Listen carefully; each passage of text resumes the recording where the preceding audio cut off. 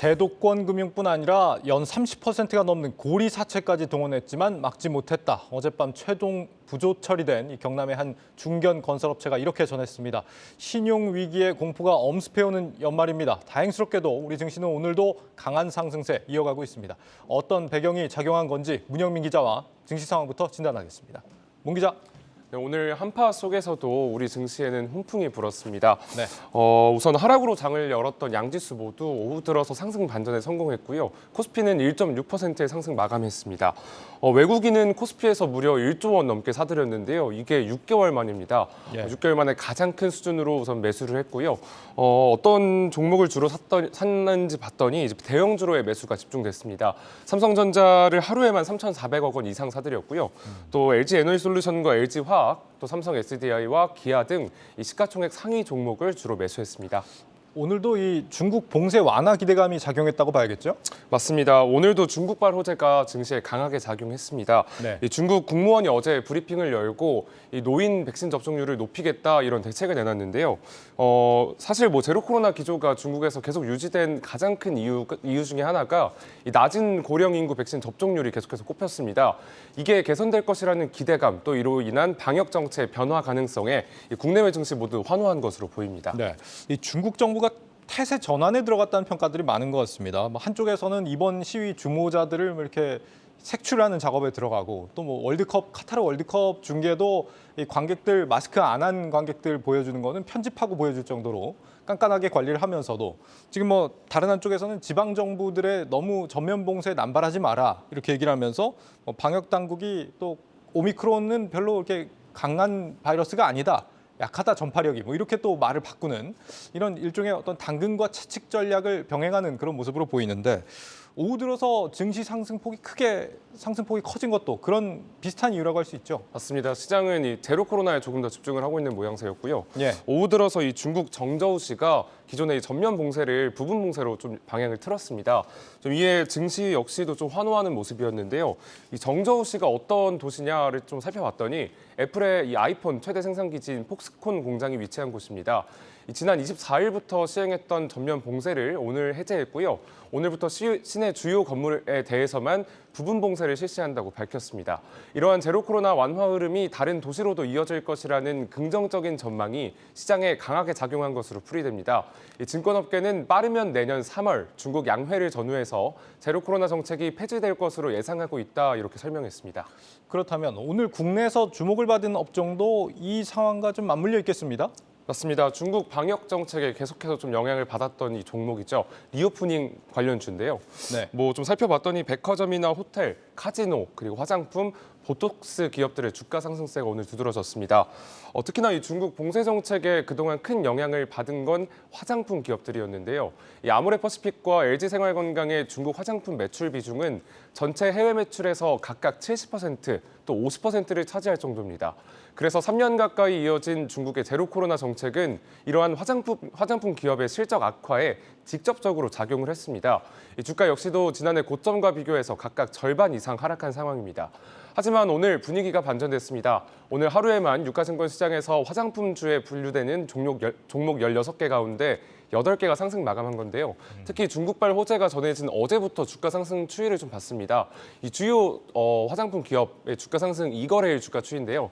이 아모레퍼시픽은 5% 가까이 상승했고요. LG생활건강도 5% 이상의 상승률을 보였습니다. 그리고 한국화장품은 2거래일 동안 무려 20% 넘는 큰 상승률을 보였습니다. 당분간은 이러한 상승 흐름이 계속해서 지속될 것으로 보입니다. 아까 말한 대로 이 정저우시를 시작으로 이 봉쇄 완화 조치는 계속해서 확대될 것으로 보이고요. 내년 3월 이후 중국이 아예 제로 코로나 정책을 폐지한다면 그동안 부진했던 이 중국향 매출이 폭발적으로 증가할 것으로 전망됩니다. 그렇군요. 거시적으로 보면 이제 수출에는 일단 호재라고 볼 수 있겠습니다만 중국 수요가 살아나면 또 유가를 비롯해서 물가를 또 자극할 수 있는 그런 요인이 되기 때문에 양면적이다라고 볼 수 있겠습니다. 문 기자, 이제 내일이면은 올해의 마지막 12월입니다. 12월 증시 흐름은 좀 어떨 걸로 보입니까? 좀 아쉽지만 다음 달 우리 증시에는 이 호재보다 악재가 조금 더 껴 있습니다. 당장 12월 첫날이죠. 내일 MSCI 리밸런싱이 적용되는데요. 지난 11일 MSCI는 이미 GS건설이나 알테오젠, 또 시젠 등 편출 종목들을 발표했습니다.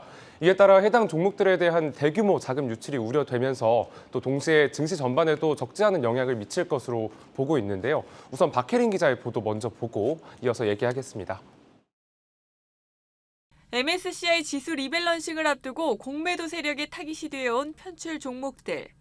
편출이 결정된 이후 2주 만에 GS건설은 공매도 잔고가 2배 늘었고 이달 들어 공매도 잔고가 줄어들던 SK케미칼과 아모레주의, 녹십제도 편출이 결정되자 곧바로 공매도 잔고가 증가했습니다. 교보증권은 이번 리밸런싱으로 GS건설, 알테우젠, 시젠, SK케미칼 순으로 매도 금액이 클 것으로 봤고 120일 평균 거래대금 대비 매도 금액을 봤을 때 수급에 미칠 영향은 LG 생활건강 우와, 아모레주가 가장 클 것으로 예상했습니다. 높을수록 매도 압력이 크다고 생각해 주시면 될 것 같아요. 편줄 종목이고 해당 비중 자체가 크면 비중을 축소하거나 비중을 확대하고 싶어도 리밸런싱 끝난 후에 조금씩 분할로 사시는 게 낫다고 생각합니다. 한편 일각에선 편출 종목 중 공매도 잔고가 급증한 종목은 오히려 리밸런싱 후 쇼커버링을 기대할 수 있다는 분석이 나옵니다. 이슈가 끝났으면 굳이 들고 있으면은 대차 수수료만 지불을 하는 형태거든요. 잔고를 청산할 수 있는 요인이 높다고 보고 있는 거죠. MSCI 편출 관련 수급 이벤트가 종료가 되면 일종의 수급 공백인 상황에서 그런 쇼커버링 물량이 들어온다고 하면은 일시적 반등은 출회될 수는 있다고 보고 있고요. 증시 전반에서도 연말을 앞두고 공매도 대차 잔고 비중이 높은 종목을 중심으로 쇼커버링 기대감이 나타나고 있습니다. 실제로 올 1월 하루 평균 공매도 금액은 5,800억 원을 육박했지만 이달에는 4천억 원을 밑도는 상황. 전문가들은 대차 잔액이 하루 평균 거래대금 대비 5배 이상이고 배당 수익률이 높은 종목일수록 주가 상승세가 강하게 나타날 가능성이 높다고 분석합니다.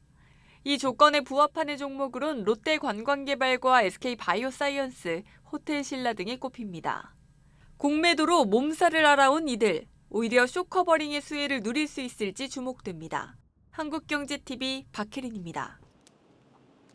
네, 한편 증권업계는 편출이 확정된 종목들의 평균 거래대금 대비 예상되는 유출 규모가 종목당 최대 10배에 이를 것으로 내다봤습니다. 결국 편출 종목에서 시작된 자금 유출이 이 증시 전체를 흔들 수도 있는 수준이라는 겁니다. 네, 12월 첫날부터 증시 변동성 커질 수도 있겠네요. 다음 달 중요 변수로 미국의 금리 결정도 기다리고 있지 않나요? 맞습니다. 금리 결정을 말씀드리기 전에 당장 오늘 밤에 제롬 파월의 어떤 연설이 있습니다. 네. 공식적인 연설은 아니고요. 포럼에서 발표하는 건데요. 아마 여기서 이 증권 전문가들은 미국의 최종금리 수준에 대한 언급을 할 것으로 지금 전망을 하고 있습니다. 이 증시 전문가들은 파월이 비둘기파적으로 나올 가능성에 대해서는 기대하지 않는 것이 좋다 이렇게 조언했습니다.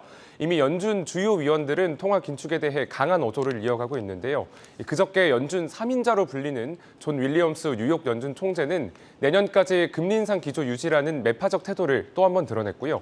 같은 날 제임스 블러드 세인트 루이스 총재 역시 미국 최종금리는 5에서 7% 사이가 될 것이라는 의견을 다시 한번 고수하는 발언을 했습니다. 한편 파월 의장의 발표 날이죠. 이날 미국의 10월 개인 소득과 또 개인 소비 지출도 공개되는데요. 또 곧바로 다음 날 고용 동향도 나옵니다. 파월 의장이 매파적 발언을 내놓고 또 주요 경제 지표들이 시장의 기대치보다 높은 수준으로 나온다면 12월 첫 주부터 국내외 증시는 크게 흔들릴 것으로 전망됩니다. 네, 현재로서는 50bp보다 적게 금리를 올릴 가능성은 미국의 경기 침체가 좀 급격하게 진행될 시나리오 이거밖에 없잖아요. 그것도 그것대로 또 악재인 것 같습니다. 기대감이 크지 않은 12월입니다. 지금 12월 코스피 예상 밴드가 증권가에서는 어떻게 보고 있습니까? 예상 밴드를 먼저 말씀드리자면 최대 2,200선까지 갈 수도 있다. 이런 부정적인 전망도 있습니다. 우선 한 달간 코스피 지수 상승률을 제가 좀 근거로 먼저 들겠습니다. 네. 한 달간 이 코스피 지수의 상승률은 7.8%였는데요. 다소 가파른 상승률이었습니다. 올해 월별 상승률을 살펴봤더니 상승한 달 중에 가장 높은 수준입니다. 이렇게 예상보다 빠른 반등으로 단기 매물 출회 부담이 쌓여가고 있다는 평가가 제기되고 있습니다. 앞서 설명한 미국 긴축 이슈와 더불어서 이러한 이유까지 또 더해진다면 코스피의 상승폭은 제한될 것이라는 설명인데요. 이 주요 증권사들이 제시한 12월 코스피 예상 밴드입니다. 앞서 설명한 대로 2200선대까지 내려올 수 있다라는 대신증권의 부정적인 전망이 있었고요. 여러 증권사들의 평균치는 2314선이었습니다. 또 상단 평균치는 2530선이었으니까 이를 좀 고려해 주시면 좋을 것 같고요. 이 대신증권의 좀 근거를 좀 물어봤습니다. 네. 최근 증시 상승의 가장 큰 재료였던 이 금리 인하 기대가 지금은 좀 후퇴했다 이런 이야기를 했습니다. 또 현재 코스피 주가 수익 비율 이 PER이 11배를 웃돌고 있는데요. 이에서 어떤 밸류에이션 매력이 좀 사라진 상황이고 또 최근 2달간 순매수를 유지했던 외국인이 충분히 차익 실현에 나설 가능성이 크다 이렇게 우려했습니다. 네, 여기까지 듣겠습니다. 증시 프리즘 문영민 기자였습니다.